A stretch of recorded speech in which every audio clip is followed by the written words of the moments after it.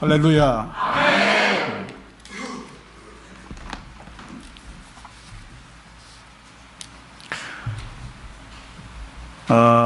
그 사피엔스라고 하는 책을 전 유발 하랄이라고 하는 사람이 있습니다.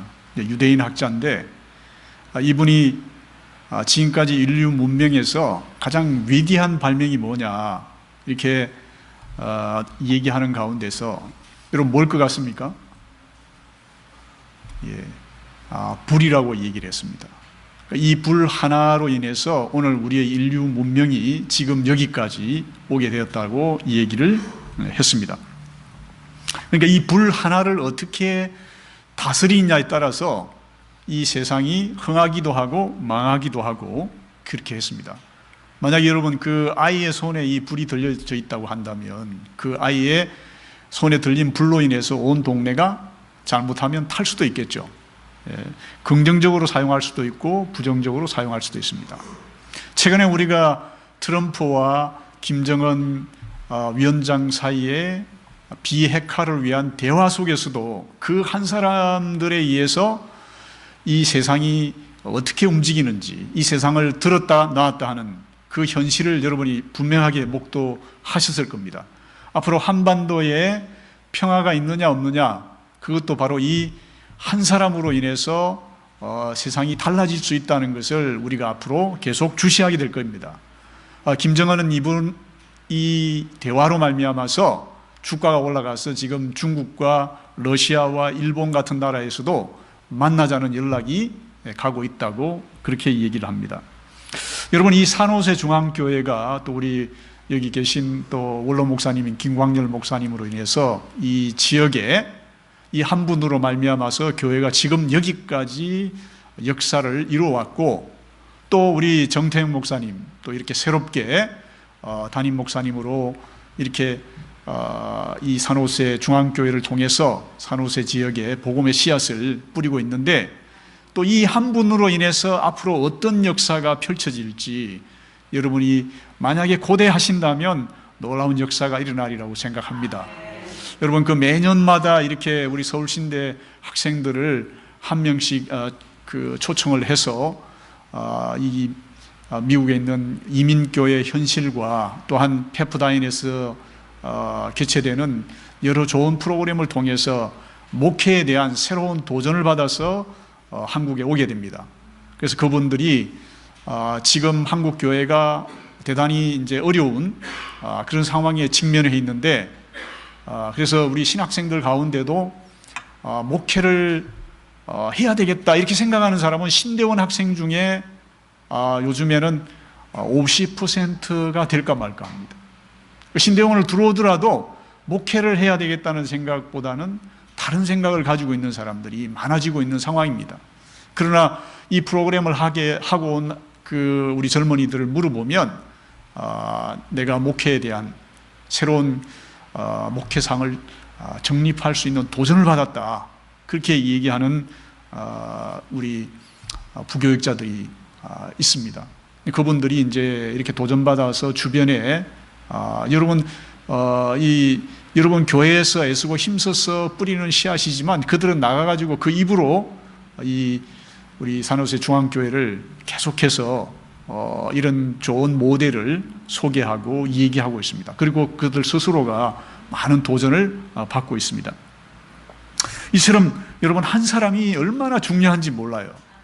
여러분 한 사람 한 사람도 하나님으로부터 받은 달란트를 통해서 이 이민사회에 중요한 기여를 하고 있고, 앞으로도 여러분 후손들을 통해서도 그렇게 하게 되리라고 생각합니다. 오늘 말씀은 출애굽을 한 이스라엘 백성이 가나안 땅을 정복하는 것이 그들의 목표입니다. 오늘 이 정복에 나선 지파가 요셉 지파입니다. 이 요셉 지파 안에 므낫세와 에브라임 지파가 있는데, 오늘 이 두 지파가 가나안 땅을 정복하는 그 내용을 오늘 묘사를 하고 있습니다. 이 땅을 자기 손에 넣기까지는 부단한 노력이 필요한데, 이 부단한 노력이라고 하는 것은 바로 땅 정복이라고 하는 그 하나님께서 맡겨주신 그 사명이긴 합니다. 그런데 과연 이 땅 정복이라는 것이 물리적인 땅을 손에 넣는 것을 말할 것인가? 그것을 우리가 한번 생각해 볼 필요가 있습니다.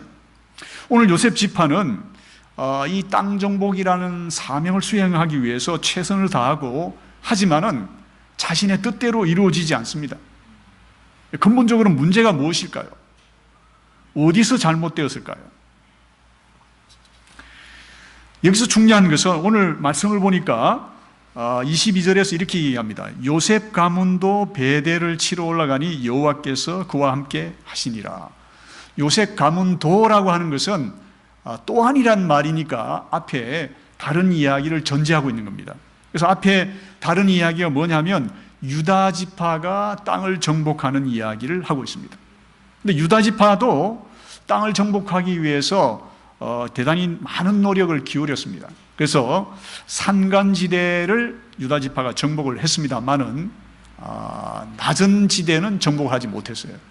그래서 그 이유를 뭐라고 설명하느냐 하면 철병거를 가지지 못했기 때문에 완전하게 정복하지 못했다. 그러니까 유다 지파가 정복하지 못한 것은 이 새로운 무기를 가지지 못했기 때문에 객관적으로 이 낙후된 무기 때문에 정복을 하지 못했다는 겁니다. 그러니까 여기에는 정상을 참작할 수 있는 여지가 있다는 거예요.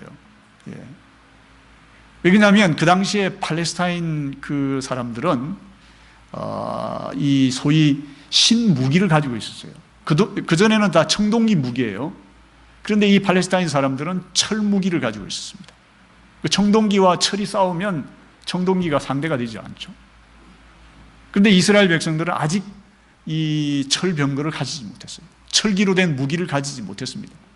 그래서 정복을 하지 못했는데 유다 지파가 정복하지 못한 사실을 얘기하면서 바로 이 좋은 무기를 가지지 못했기 때문에 완전하게 정복하지는 못했다.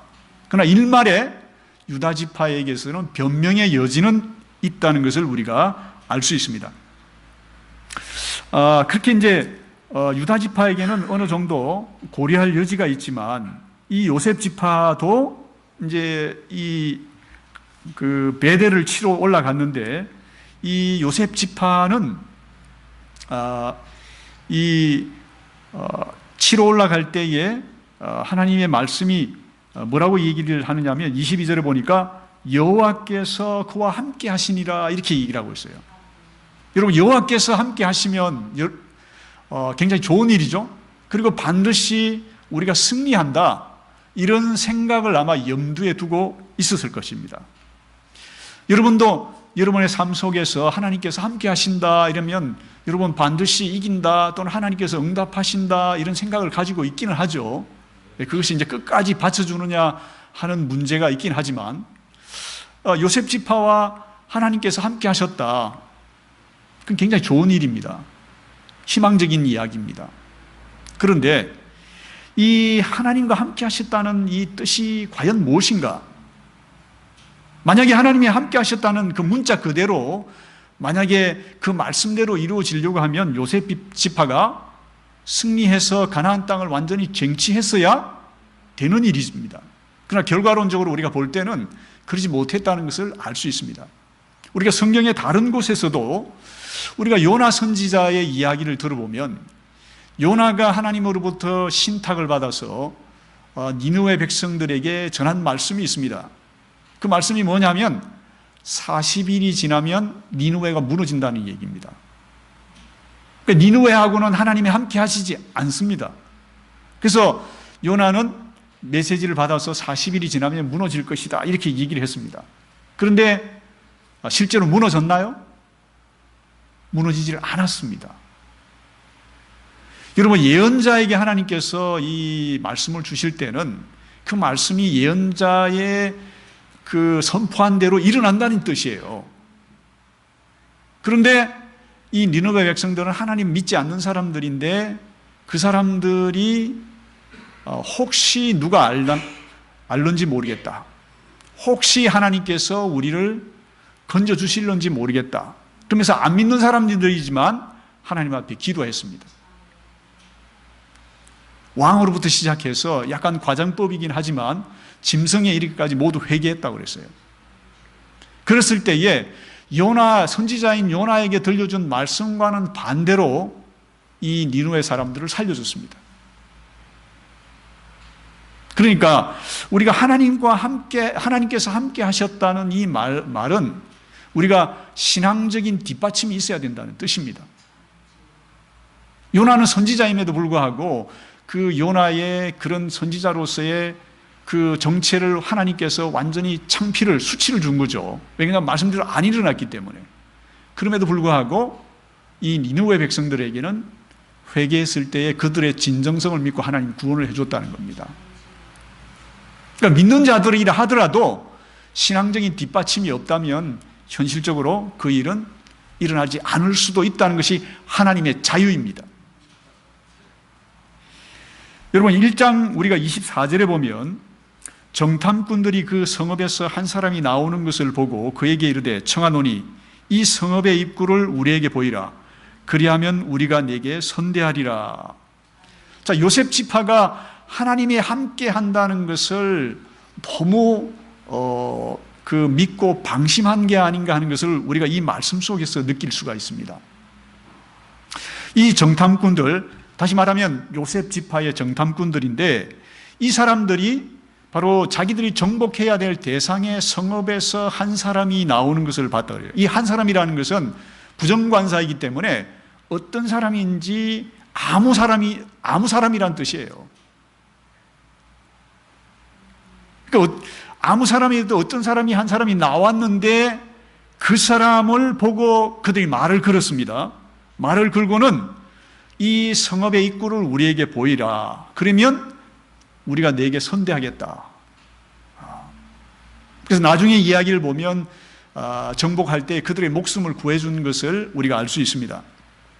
그런데 여러분 여기서 이 정탐꾼이라고 하는 말 자체는 히브리어로 쇼페림이라고 하는 단어를 쓰는데 이 말은 뜻은 뭐냐면 이 말을 쓸 때는 반드시 하나님의 말씀을 지키고 계명을 지키고 하나님의 말씀을 방어하고 그런 뜻이 있습니다. 이게 정탐꾼이라는 말이지만 그 말뜻 속에는 하나님의 말씀을 철저히 지키는 자라는 뜻이에요.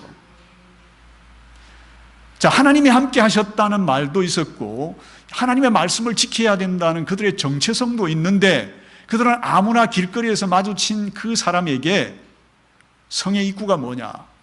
여러분 하나님이 함께 하신다고 했는데도 불구하고 그들은 성의 입구를 보여달라 그래요. 여러분 성의 입구는 우리가 관찰하기가 쉽습니까? 어렵습니까? 쉽습니다. 너무 쉽습니다.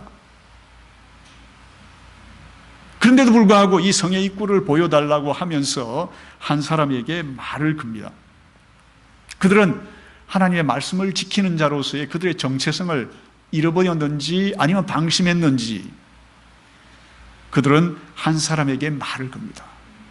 자, 이 한 사람이 나오는 것을 보고할 때 이 보고라는 단어도 여러분이 잘 아는 창세기에서 여러분 그 뱀이 아담과 하와를 유혹할 때에 쓰던 말이 바로 이 똑같은 말이에요.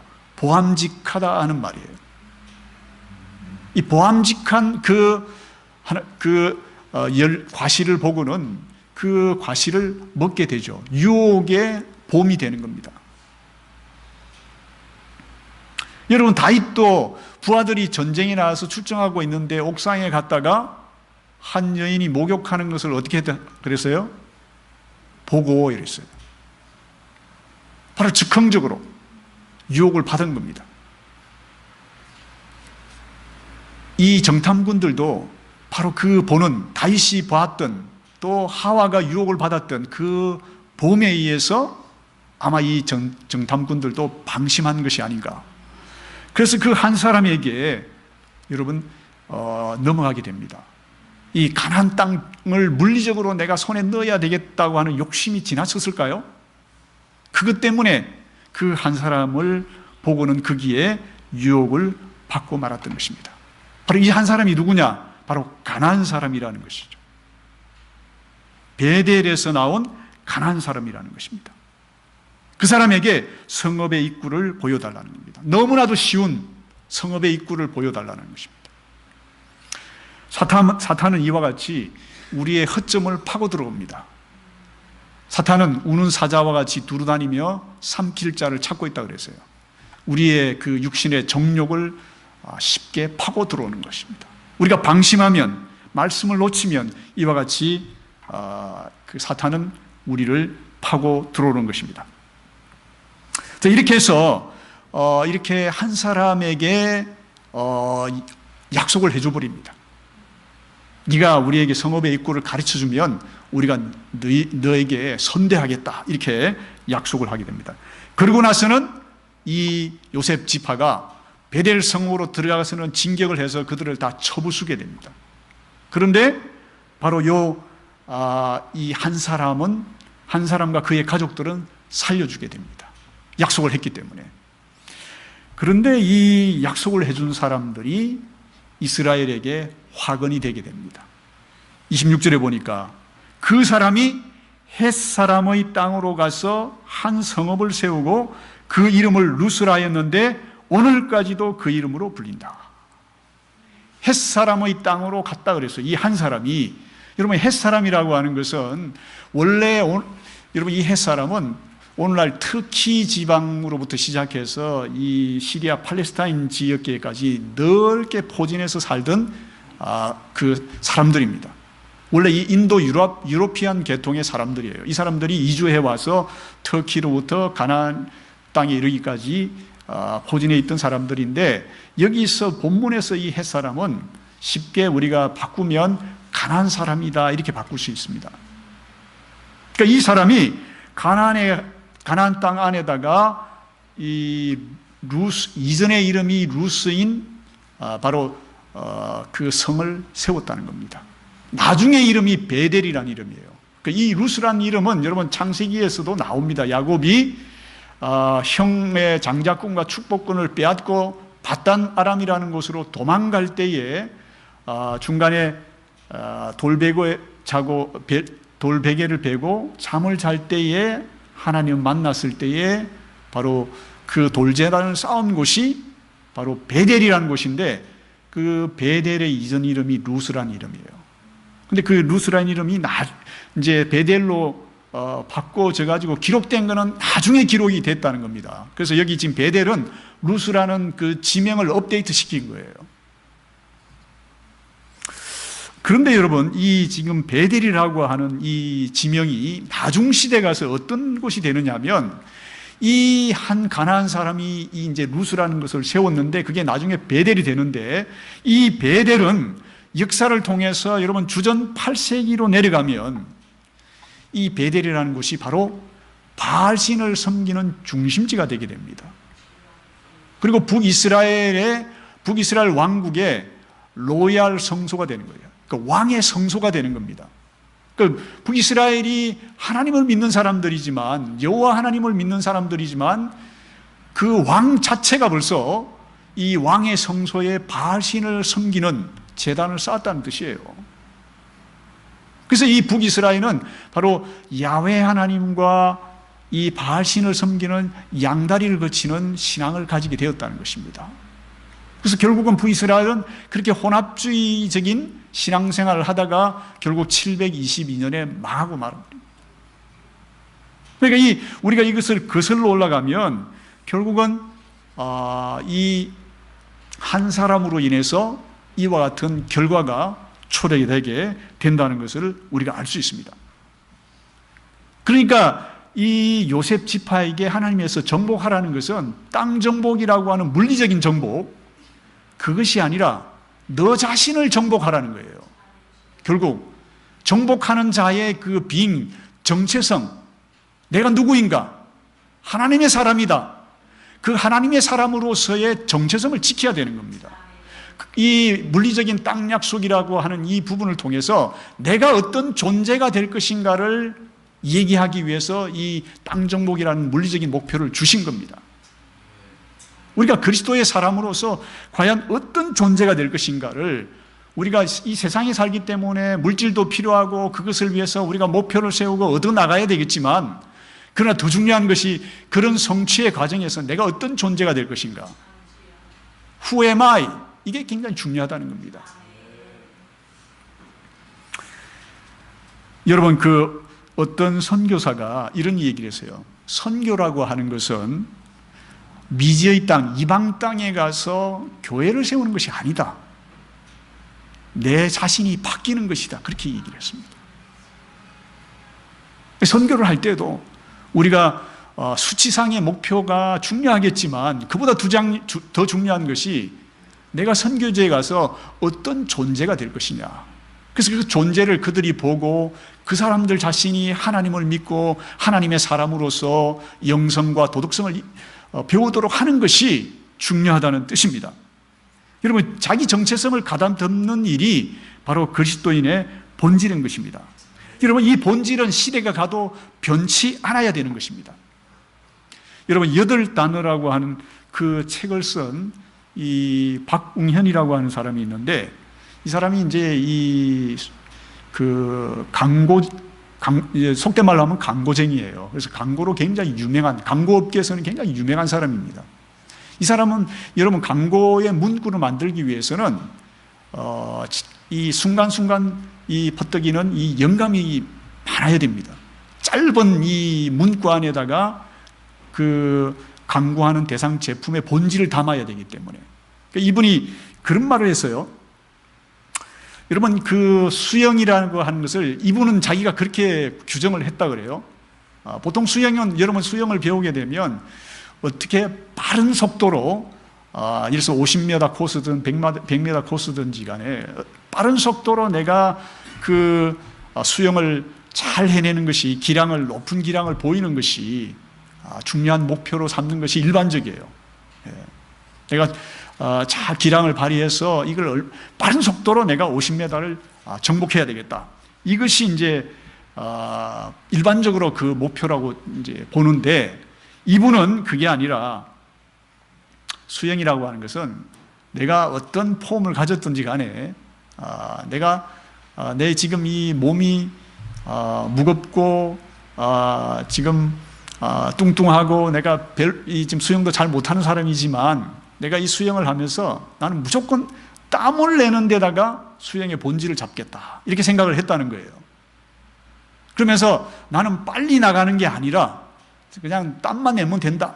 이런 생각을 하고 수영을 했다 그럽니다. 그래서 남들은 막 빨리 나가기 위해서 애를 쓰고 안 나가니까 막 거기에 대해서 막 그 불평을 하고 막 그렇게 하더라는 거예요.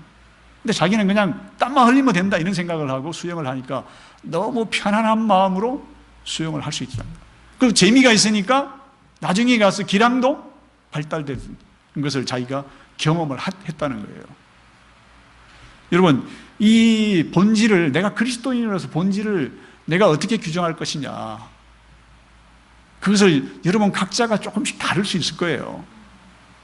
내가 그리스도의 사람으로서 내 안에 계신 그리스도를 닮아가는 영성, 그 영성을 내가 어떻게 규정할 것인가. 여러분 삶의 현장에서 여러분이 하는 일들이 다 다르기 때문에 여러분의 삶의 현장에 맞는 그리스도인으로서 본질을 한번 규정을 해보시길 바랍니다. 그래서 그런 본질을 내가 너무 어렵게 목표를 잡지 말고 조금씩 내가 발전할 수 있도록 그렇게 목표를 정해서 내가 참된 그리스도인으로서 삶을 살아갈 수 있도록 그렇게 하시면 분명히 여러분 좋은 그리스도인이 되리라고 생각합니다. 여러분, 이 바울도 다메섹 도상에서 이 부활하신 예수님을 만난 이후에 그의 삶이 바뀌게 되는 것을 여러분 잘 알고 계실 겁니다. 그런데 이 바울이 각 성에서 이렇게 복음 사역을 하다가 나중에 이제 예루살렘으로 가리라 생각하고 예루살렘으로 가게 됩니다. 근데 예루살렘은 여러분 바로 죽음의 자리입니다. 근데 이 예루살렘을 가게 되는데 밀레도에서 이 바울이 고별 설교를 할 때 이 장로들과 성도들한테 하는 말이 있어요. 내가 이렇게 그리스도를 만난 이후에 변화되어서 내가 복음을 전파하고 할 때에 성령님께 계속해서 물어봤다는 겁니다.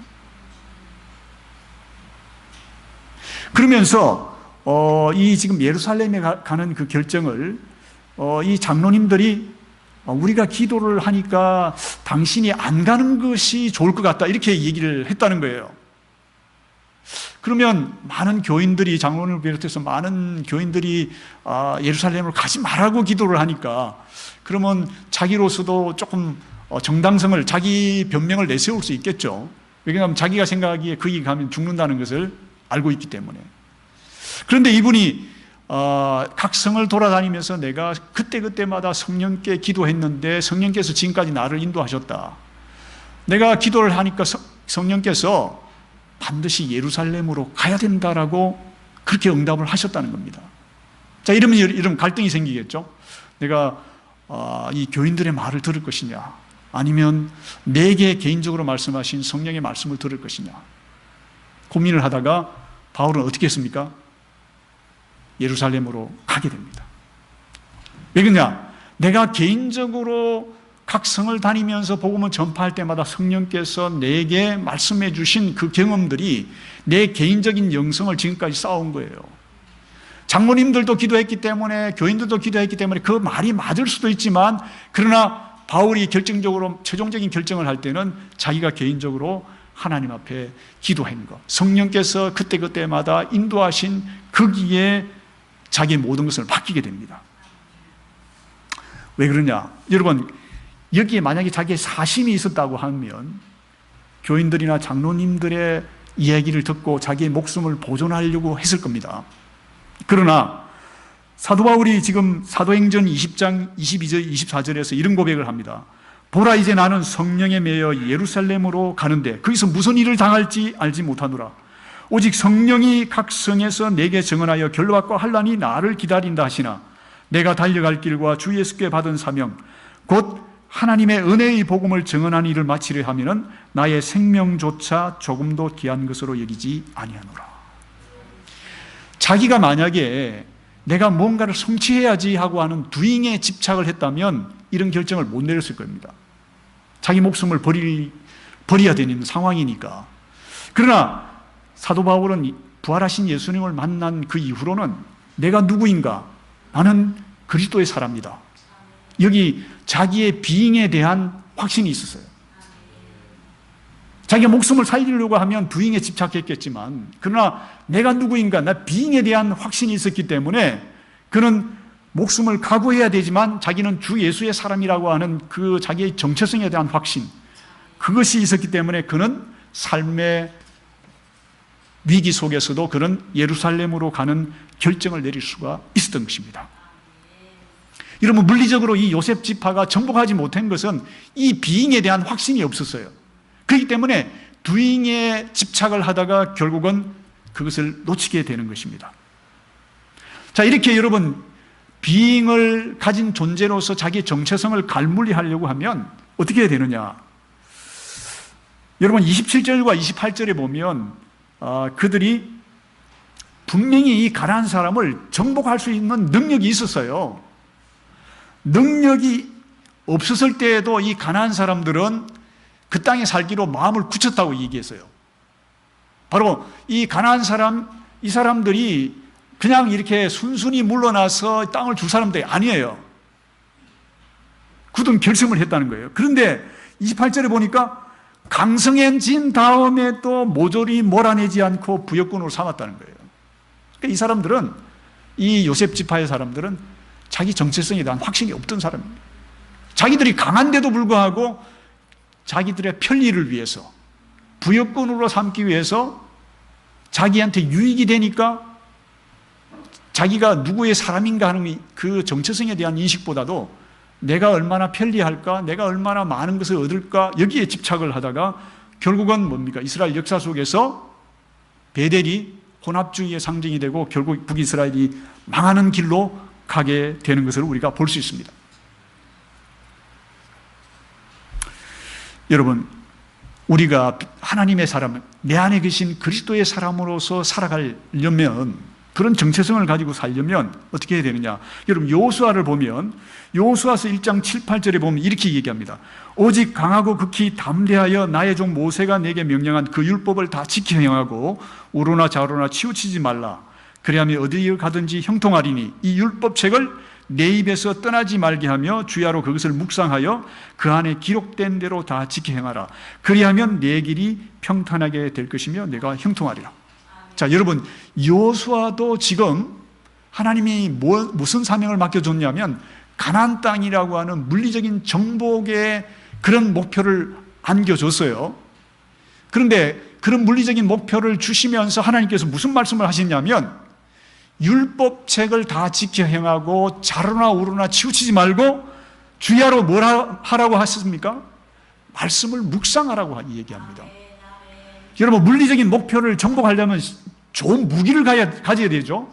근데 그 좋은 무기를 가져야 된다고 얘기하지 않고 뭐라고 얘기합니까? 주야로 말씀을 묵상하라고 하는 겁니다.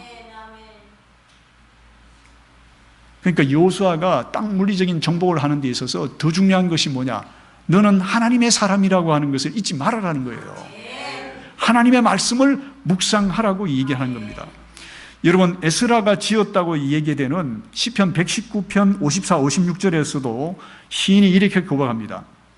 덧없는 세상살이에서 나그네처럼 사는 동안에 주님의 율례가 나의 노래입니다. 주님, 내가 밤에도 주님의 이름을 기억하고 주님의 법을 지킵니다. 주님의 법도를 따라서 사는 삶에서 내 행복을 찾습니다. 여러분, 이때가 어느 때냐면 바로 포로기로서 나라도 없고 예배드릴 성전도 없습니다. 뜯어다니는 신세예요. 그런데도 이 시인은 어떤 고백을 하느냐면 주님의 율례가 나의 노래라고 얘기를 합니다. 내 정체성이 뭐냐는 걸 말씀 속에서 찾는 거랍니다. 여러분, 유대인들이 북이스라엘이 722년에 망했고 586년에 남유다가 망했어요. 그래서 나라도 없고 왕도 없고 성전도 없고 아무것도 없어요. 그들의 정체성을 확인할 수 있는 것이 없는 그런 삶으로 접어들게 됩니다. 그래서 그들은 포로로서 여기저기 흩어진 디아스포라의 삶을 살아갑니다. 여러분의 이민자의 삶과 비슷합니다.